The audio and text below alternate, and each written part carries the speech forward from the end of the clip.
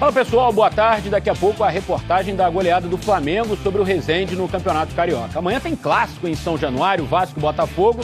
Mais uma chance para o Vasco conquistar a primeira vitória nessa temporada. Classificado na Copa do Brasil, mas ainda sem vencer na temporada. É assim que o Vasco chega para enfrentar o Botafogo amanhã pelo estadual. Até agora, foram 2 derrotas com o time quase todo sub-20, comandado por Diogo Siston, e 2 empates com a equipe principal, dirigida por Marcelo Cabo. A gente tem somente 10, 12 dias de trabalho e a gente precisa evoluir fisicamente, tecnicamente, taticamente. Para enfrentar o Botafogo, a ideia de Marcelo Cabo é manter a base do time que se classificou na Copa do Brasil. A principal dúvida está no ataque, entre Thiago Reis e Germancano. O argentino ainda não tem condições de jogar os 90 minutos, mas pode ser titular pela primeira vez na temporada. Com isso, a escalação provável tem Lucão no gol, Zeca e MT nas laterais e a zaga com Hernando e Ricardo Graça. Bruno Gomes, Andrei e Marquinhos Gabriel formam o meio de campo e o trio ofensivo deve ter Gabriel Peck, Thales Magno e Germancano ou Thiago Reis. Um time ainda em busca de uma identidade e também das vitórias. Quer saber como foi a semana de treinos do Botafogo? O Marcinho resume pra gente. Bastante saída de bola, bastante jogo defensivo também. Ah, e esse setor anda muito bem. O time não sofreu gol nos 4 jogos da temporada. É verdade que os adversários não estão no mesmo nível, na mesma série do Botafogo, mas o Vasco sim. E é por isso que o clássico pode ser considerado o primeiro teste mirando o retorno à elite do Brasileirão. Marcinho sabe como chegar lá. Conquistou o acesso à Série A com o Cuiabá na última temporada e com o Sport em 2019. Você conhecer a competição e ser vencedor nela, acho que é importante. O principal, a gente conquistar o acesso para a Série A. Amanhã, no clássico contra o Vasco, a provável escalação tem Douglas Borges, Jonathan, Marcelo Benevenuto, Canu e Hugo, Zé Wellington, Matheus Friso e Marcinho. No ataque, Varley, Enio e Matheus Babi. A gente tem que dar a vida, tem que dar o melhor, a gente tem que sair com a vitória, buscar o tempo todo isso. Então a gente trabalhou a semana toda para poder chegar no domingo e fazer um grande jogo. Ontem o clube anunciou oficialmente a contratação do meio-campo Ricardinho, que estava no Ceará. É o 10º reforço para o elenco nesta temporada. Ricardinho é bom jogador, hein? O Souza testou positivo para a Covid-19 e está fora do clássico de amanhã. Ele está com sintomas leves e segue acompanhado pelos médicos do Botafogo. Alternativas. É o que Roger Machado vai ganhando no Fluminense. Não pela volta dos titulares que ainda não jogam hoje contra o Bangu, com exceção do goleiro Marcos Felipe, que atuou no Fla-Flu. No último clássico, o lateral direito Igor Julião foi deslocado para o meio-campo no segundo tempo. Deu mais consistência ao setor e ainda fez o gol da vitória. Agora, Julião tem a sombra do também lateral direito Samuel Xavier, que foi bem na última temporada com a camisa do Ceará e está recuperado da Covid-19. Na função de volante, o experiente Wellington, de 30 anos, entra na disputa por uma vaga com Yuri e André. Na frente, Kaique, de 17 anos, considerado uma das maiores revelações recentes de Xerém, é a nova aposta para o decorrer dos jogos. Se o Fluminense ganhar o jogo, passa o rival e sobe na classificação. No Bangu, a crise ainda não é de resultados, é financeira. Na última terça, os jogadores fizeram uma paralisação em protesto por causa de salários atrasados e prometem uma nova manifestação antes do jogo de hoje. Em nota, o clube disse que não está medindo esforços para acertar os compromissos. É futebol profissional.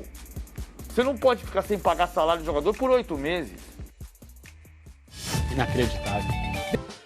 Estamos de volta. Hoje tem Fluminense Internacional ao vivo no Sport TV às 9h30 da noite. Vale o título do Brasileirão Feminino Sub-18. E as mulheres tricolores ainda podem conquistar o Carioca antes disso. Atriz. É muito complicado misturar esse negócio de ansiedade com paranoia, né? Modelo. E jogadora de futebol. Quem lembra da atacante Suzana Verne? Eu cheguei a fazer um gol no Maracanã por cobertura na época. Foi muito falado, tinha umas 10 mil pessoas assistindo. Era uma preliminar de um jogo importante. Isso foi no fim dos anos 90. A Suzana foi convidada para ajudar a montar a equipe de futebol feminino do Fluminense. Porque todo mundo queria jogar contra a Suzana Werner, contra o time da Suzana Werner. E ali só tinha modelos e atrizes, ninguém sabia jogar direito. Elas só disputavam amistosos, a maioria contra equipes amadoras. Mas quando o jogo era contra um time profissional... A gente foi uma vez para São Paulo jogar contra o São Paulo, tomamos de 13-1. Porque, né, era o time, era a seleção contra o time da Suzana. Não faltavam desafios. As meninas queriam, mas não dava. Era um machismo assim absurdo. Era só homem. A gente não podia treinar no campo dos meninos, porque a gente ia estragar o gramado, a grama deles. Os anos passaram e o Fluminense voltou a investir no futebol feminino. No fim de 2018. Isso porque todos os clubes da Série A do Brasileiro foram obrigados a ter equipes femininas, de base e adultas. Essa era a condição para disputar as principais competições da CBF e da Conmebol.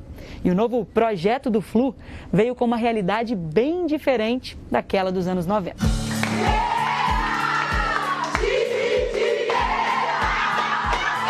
Esse grito tá ficando cada vez mais forte. Agora o Fluminense tem o time profissional, as categorias Sub-18 e Sub-16 e as equipes Sub-14 e Sub-12, montadas em parceria com o projeto social Daminhas da Bola. O que é, porque a gente sempre falou muito do quanto que Xerém revela dos moleques de Xerém, e agora a gente está falando das meninas de Xerém também, e elas estão chegando lá. As meninas de Xerém podem conquistar hoje os 2 primeiros títulos femininos da história do clube. O time principal disputa a decisão do Carioca em jogo único contra o Botafogo, no Newton Santos. E a equipe Sub-18 está a um empate do título brasileiro da categoria. O segundo jogo da final é hoje, às 9h30 da noite, contra o Internacional. E vai ter transmissão do Sport TV. O Flu venceu o primeiro jogo por 2-1 nas Laranjeiras, com direito a gol polêmico. O gol do Fluminense, realmente a bola sai por inteiro ali pela linha de fundo no momento do cruzamento da Lara. Mas assim, elas estão muito ansiosas, obviamente com a cabeça muito no lugar. Do outro lado tem uma grande equipe, que é a atual campeã Sub-18. Hoje elas estão muito perto do que anos atrás era quase impossível. Elas sabem que elas estão prestes a fazer história nesse clube centenário e tão grandioso. Olá, pessoal. O Flamengo desistiu da contratação do Rafinha, lateral campeão brasileiro, e da Libertadores com o clube em 2019.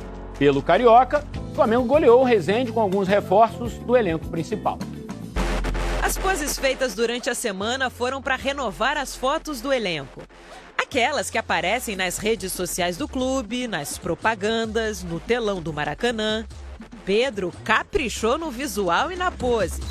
Mas sair na foto do jogo é que foi difícil.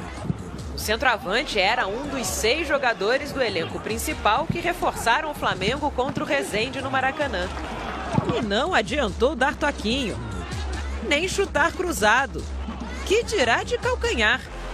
A bola não entrava. Quem acabou fazendo um gol digno de moldura foi o Vitinho. Aqui no Maracanã são muitas as câmeras e a maioria ficou concentrada pertinho do gol do Resende. Todos tentando flagrar o momento exato do gol do Flamengo e da pose do autor da façanha. Pedro já tinha mandado bem nos cliques durante a semana. Faltava fazer bonito por aqui. E ele acabou fazendo, aproveitando sobra de cabeça. Ficou bonito, Flamengo 2-0. O Resende diminuiu com Paulo Vitor marcando após cobrança de escanteio. Mas o destaque do time foi o goleiro Fraga, que teve uma noite inspirada. Apesar disso, ele não conseguiu parar Rodrigo Muniz. O jovem centroavante que entrou no intervalo marcou 2 vezes. O primeiro gol veio de um belo chute de longe. E o segundo saiu numa finalização rasteira. Flamengo 4-1. O Rodrigo Muniz é um jogador que incomoda muito a defesa, que perturba os zagueiros, que tem muita presença diária. É um jogador que quer muito um espaço, está buscando o espaço dele. Rodrigo Muniz já tinha marcado 2 gols na vitória do Flamengo sobre o Macaé. E com os gols de ontem, virou o artilheiro da competição. Motivo suficiente para muita dancinha.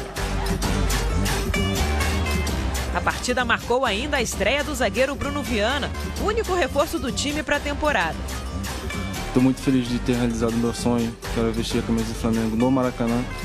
Depois de 4 meses, eu acho, sem jogar, eu preciso ter mais oportunidade para ir acostumando com a camisa do Flamengo. O próximo jogo será quarta contra o Botafogo. Rogério Ceni deve retomar o comando do time e trazer de volta alguns titulares.